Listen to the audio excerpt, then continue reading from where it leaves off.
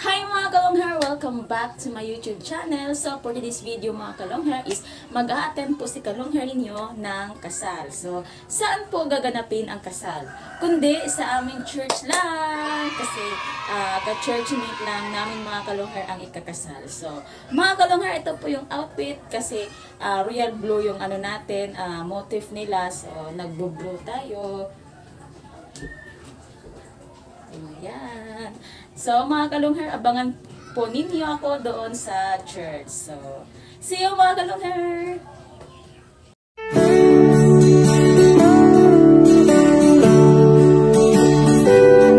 In the morning, I thank you for the breath that I have, the new strength, the good hope, your light on my path.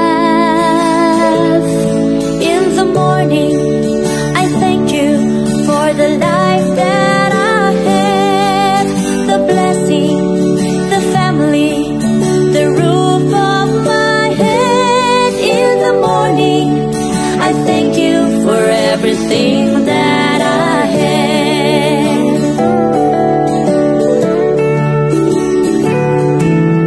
Thank you, Lord, thank you. You are kind and good to me. Thank you, Lord, thank you. Thank you for everything that I have.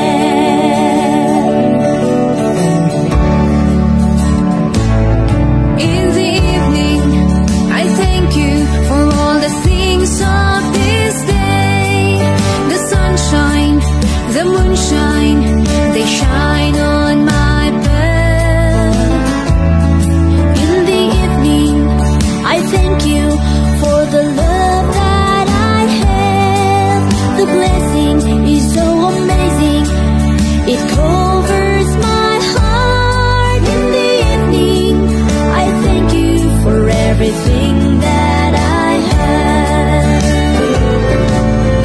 Thank you, Lord, thank you. You are kind and good to me. Thank you, Lord, thank you. Thank you for everything that I have. Thank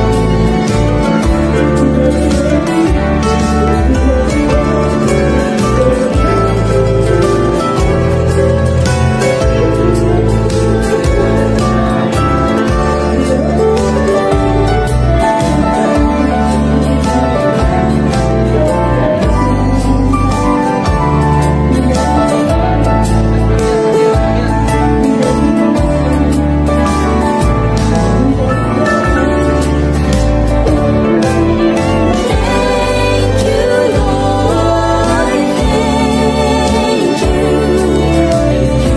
You are kind and good to me. Thank you, Lord, thank you. Thank you, Lord, thank you. You are kind and good to me.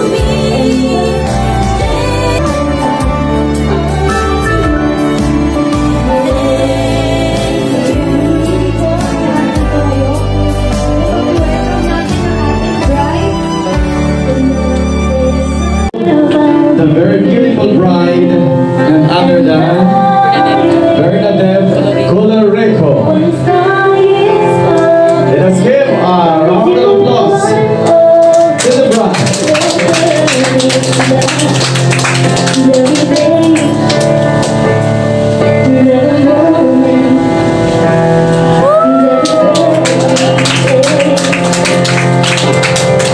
And I'm saying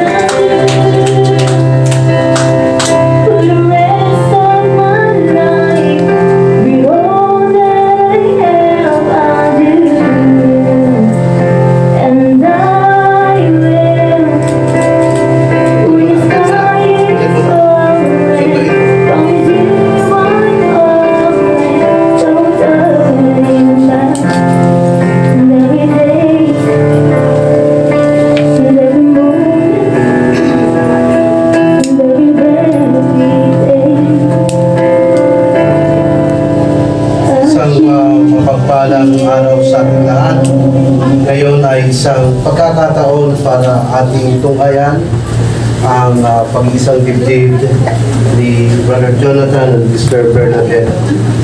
Bago tayo magsimula, tayo muna ay manalangin. Dalhin natin ang ating sarili sa presensya ng ating Panginoon. Let us pray. Who loves Jesus. Because the man who loves Jesus will respect you. He won't pressure you or control you, but gently walk beside you and lead you. He will appreciate you as the gift and beauty you are. Lahat ng ito nakita ko sa iyo at pinaramdam ko sa akin, kaya ako dito. Alam ko ang past mo. Ang sabi mo nga, pasaway ka ng bangkay. Siguro alam mo na lang taga-bangkay. Pero dati yun. Pero ang past mo na yun, never ko na inalala at naalala. Dahil iba ka na ngayon. Sa isang taon, 6 na buwan nating relasyon, pinatunayan at pinakita mo sa akin kung gaano ka ka-responsableng partner. At sobrang ako nagpapasalamat to. Wala man tayong marangyang buhay o material na bagay, hindi yun importante sa akin. Sabat na sa akin ang binibigay mo. Peace of mind sa araw-araw. Wala akong ibang may papangako sa iyo, kundi magiging mabuting asawa ko para sa iyo. At sisiguraduhin kong pag-uwi mo ng trabaho, tutuna ang ulat at kanin. Salamat, mahal kita. At kahit anuman yung dumating sa atin, alam ko na malalampasan natin ito. Susuportahan kita sa lahat ng vision mo sa buhay mo. At ayun nga, ano man dumating na pagsubok sa atin, alam ko malalampasan natin because God is the foundation of our relationship. Amen.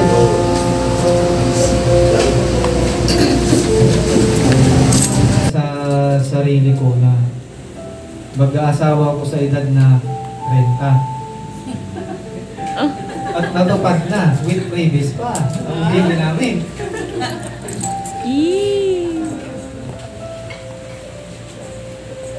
Kahit pasaway ako dati, pero ngayon, napatunayan ko kung gaano kabuti ang Diyos sa buhay ko ngayon. Sa araw-araw na pag-asikaso mo sa akin, nasa pag-uwi ko, luto na yung kanin at ulam. Hindi ko mapangako na maging perpektong asawa para sa iyo. Pero pinapangako kong gagawin ko ang lahat para maging masaya tayo.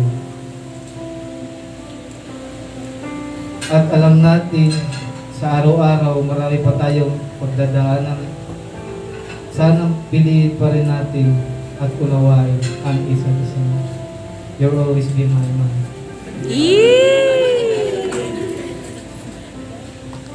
Nasa tagpong ito. Okay. So, ang aras na ito, Brother Jonathan, ay yung ibibigay kay Sister Bernadette bilang simbolo na you will be a good provider for Sister Bernadette at sa baby ninyo. Okay? Masaya kami marinig na ibibigay mo na yung dati hindi pa. Hindi pa tinudo. So, unahin natin ang veil. Ang veil po ay nagsisimbolize ng submission of the wife under the authority of husband. Ang intention po dapat ay submission. That's why nilalagay ang veil sa balikat ng lalaki patungo doon sa ulo ng babae.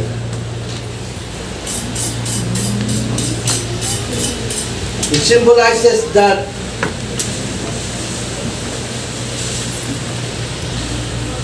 kaya nasa ulo mo yan sapagkat your husband has authority over you as Christ had the authority over the family.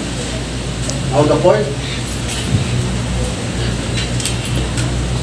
Ang cord symbolizes that both of you are now one. Isuot po ninyo sa ulo. Ayan. Ang cord po ay parang infinity ang korte. Na ang ibig sabihin po nito na kayo ngayon ay hindi na magkahiwalay. Because kayo ngayon ay isa na. Amen.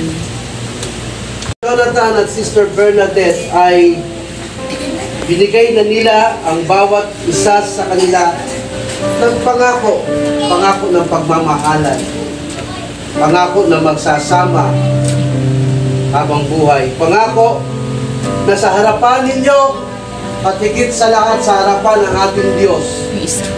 Si Brother Jonathan at Sister Bernadette ay magmamahalan ng tunay at tapat.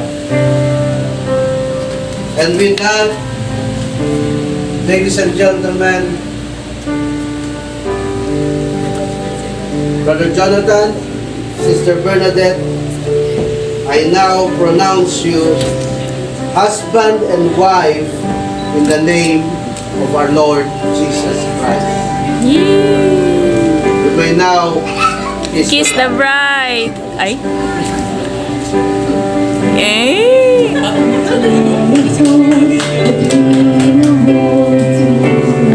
Harap kayo sa kanila. Ladies and gentlemen, I present you my God, Sister and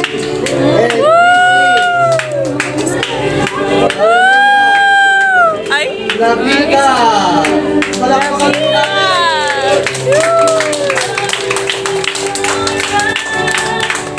Ayan, so magandang congratulations sa inyo.